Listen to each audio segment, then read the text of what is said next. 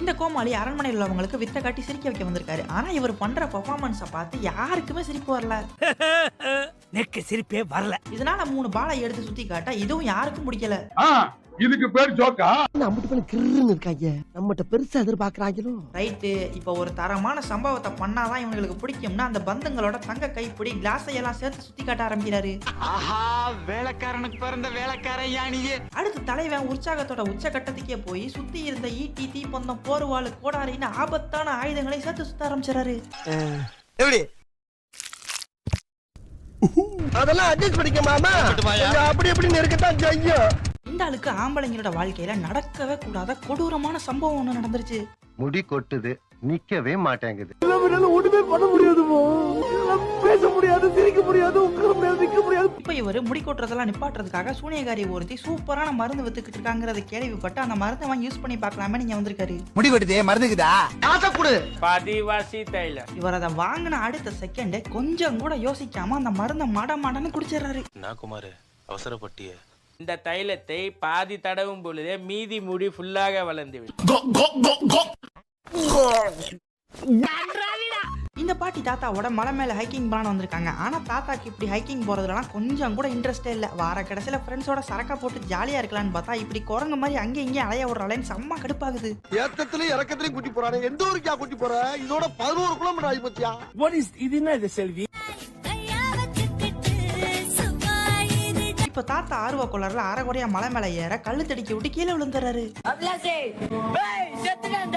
அவர் மத்தவங்க கிட்ட காட்டின முகம் வேற, அவரோட நிஜ முகம் வேற. தன்னோட டீமை வச்சு தன்னை தானே கொண்ட மாதிரி நம்ப வச்சார். நாங்க ஒரு நரி கூட்டம், எங்களை பத்தி உங்களுக்கு முழுசா தெரியாது. இவருக்கு பயங்கரமா ரிஸ்க் எடுத்து ஸ்டண்ட் பண்றதுனா ரொம்பவே பிடிக்கும். அப்படிதான் இப்ப கூட பறந்துகிட்டு இருக்க பிளைட்ல இருந்து கொஞ்சம் கூட யோசிக்காம கீழே குதிச்சாரு.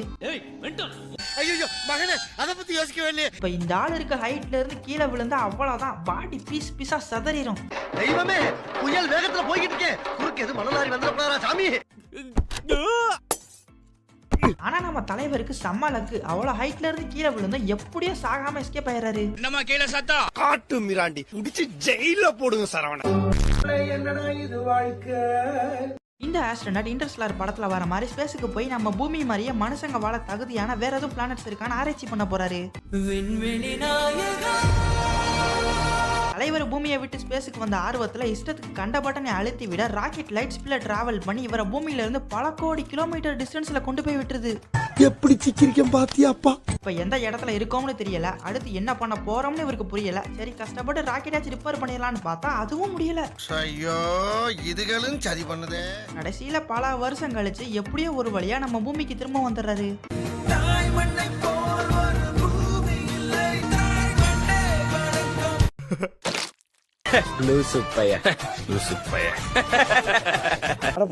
என்னடா வாழ்க்கை. இந்த இவரோட கேர்ள் ஃப்ரெண்டை கூட்டிட்டு இந்த ட்ரெண்டிங்கான பாட்டு கச்சேரியை பார்க்க வந்திருக்காரு.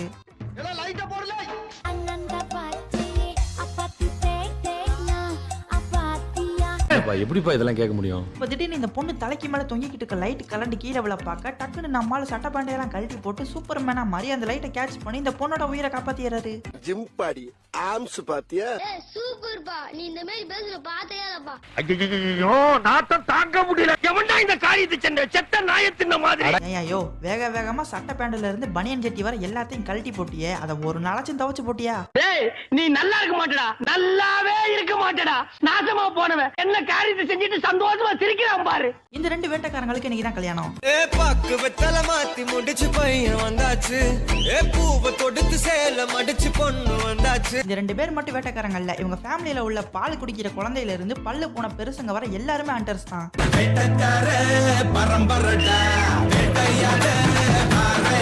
கல்யாணம் நல்லபடியா முடிஞ்சு இவங்க வாழ்நாள் ஃபுல்லா எந்த பிரச்சனையுமே இல்லாம சந்தோஷமா நல்லபடியா வாழணும்னு அமைதி புறாவை பறக்க விட மேல கட்ட பறகுது தெரிக்குது.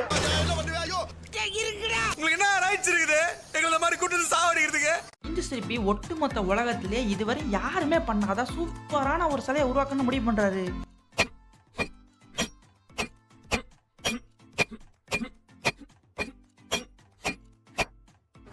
அதுக்காகவே தன்னோட 20 வயசுல சிலையை செய்ய ஆரம்பிச்சு 70 வயசுல கிட்டத்தட்ட 50 வருஷமா கஷ்டப்பட்டு இவ்வளவு அழகான ஒரு சிலையை செதுக்கியிருக்காரு. அங்கதான் நிக்கிறான் வர்க்கீஸ். முள்ள இருக்கு வேகமா இருக்க கூடாது. சரி, ஒரு மாஸ்டர் பீஸை உருவாக்கியாச்சு, அதை நம்மளே வச்சுக்கிட்டா எப்படி? பொதுமக்களுக்கு காட்டணும்ல, அதுக்கு தான் சிலையை சிரமப்பட்டு இந்த இடத்துக்கு தூக்கிட்டு வந்திருக்காரு. குறுக்கு இந்த கௌசிக் கொண்டோம். ஜோரா ஒரு கை தட்டுங்க. நல்ல சாவு வருமா? செத்தா குளிப்பாட்ட தண்ணி கிடைக்குமாடா? புணந்துக்கு உங்களை வண்டி கிடைக்குமாடா? இந்த பொண்ணை யாரோ கொலை பண்றதுக்காக ரயில்வே ட்ராக்ல கட்டி வச்சிருக்காங்க. பாவம், இவங்க நேரம் பார்த்து எப்பவும் 1/2 மணி நேரம் லேட்டா வர ட்ரெயின் கூட இன்னைக்கு கரெக்ட் டைமுக்கு வந்துருது. இதை பார்த்த உடனே இந்த பொண்ணு மாறான பயத்துல உதவி கேட்டு கத்தி கதற ஆரம்பிச்சிருது.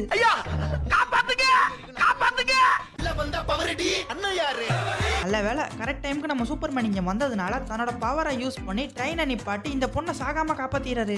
நன்றி சொல்வேன் தெய்வமே. கடைசியில பார்த்தா இந்த ட்ரெயினை நிப்பாட்டினதா அந்த பொண்ணை காப்பாத்தலாம் இல்ல, அதுல ஏறி டிராவல் பண்றதுக்கு. குமாரே உள்ள போ. பைத்தியமாயவே ரொம்ப நேரம் நல்லா பேசிக்கிட்டான் ஐயா. What bro, it's very wrong bro. What bro, ஏன் ப்ரோ, வை ப்ரோ? இந்த ஆள் ஒரு ஃபுட் கிரிட். இவரோட வேலையை ஃபேமஸா இருக்க ஏதாவது ஒரு ஹோட்டலுக்கு போய் அங்க விற்கிற சாப்பாட்டுல இருந்து அதை ரெடி பண்ற செஃப் கிச்சன் வர எல்லாம் சுத்தமா நீட்டா கிளீனா கரெக்டா தான் இருக்கான்னு செக் பண்ணி ரிவ்யூவா மக்களுக்கு சொல்றதுதான். அச்சுச்சோ, அவரா பயங்கரமானவராச்சே. இவரை பார்த்ததுமே இந்த ஹோட்டலோட ஓனர் எப்படியாவது நல்ல ரிவ்யூவை வாங்கியே தீரணும்னு இவரே சுத்தி சுத்தி வராரு. பர்சனல் பார்க்காத. இப்ப மெனுவை காட்டி என்ன வேணும்னு கேட்க அவர் ஒரு ஃபுட் ஆர்டர் பண்றாரு. உடனே நம்மால ஒரு செகண்ட கூட வேஸ்ட் பண்ணாம வேகமா அவர் கேட்ட டிஷ் ரெடி பண்ணி கொடுத்துறாரு. மூணு முட்டை போடுறோட்டா. அடே, என்ன கஸ்டமரை வெயிட் பண்ண வைக்கிறியா? இரு மார்க்க குறைக்கிறேன்னு சொல்ல, அண்ணே கொந்தளிச்சாதீங்க அண்ணே, பொறுமையா கடப்பிடிங்க. டக்குன்னு 2 நிமிஷத்துல அந்த கஸ்டமர் கேட்டதே ரெடி பண்ணி கொடுத்துறாரு. மாஸ்டர் ஒரு ஃப்ரைட் ரைஸ். என்னடா டென்ஷன் பண்ற? சாவடிக்கிறாங்களே நீங்க. இப்பதான் இவர் அவசரத்துல கஸ்டமர் சாப்பாட்டுல எலி மருந்து கலந்து கொடுத்ததே நோட் பண்றாரு. உடனே அவங்க கத்தியை தூக்கி போட்டு விஷம் கலந்துருந்த மீனை சாப்பிட விடாம தடுத்துறாரு. நீ அடியில விட்டு கத்தி அரைஞ்சு மேல போயிருந்தா எனக்கு புத்திர பாக்கியமே போயிருக்குடா. ஆனா இவ்வளவு நேரம் இவர் பண்ண அட்டுழியத்தால கடுப்பான இந்த ரிவ்யூவர் நம்ம ஹோட்டலுக்கு 0 மார்க்க போட்டு விட்டு போயிறாரு. பெரிய மனுஷன் அறுத்து கிழிச்சு போடுவாரு.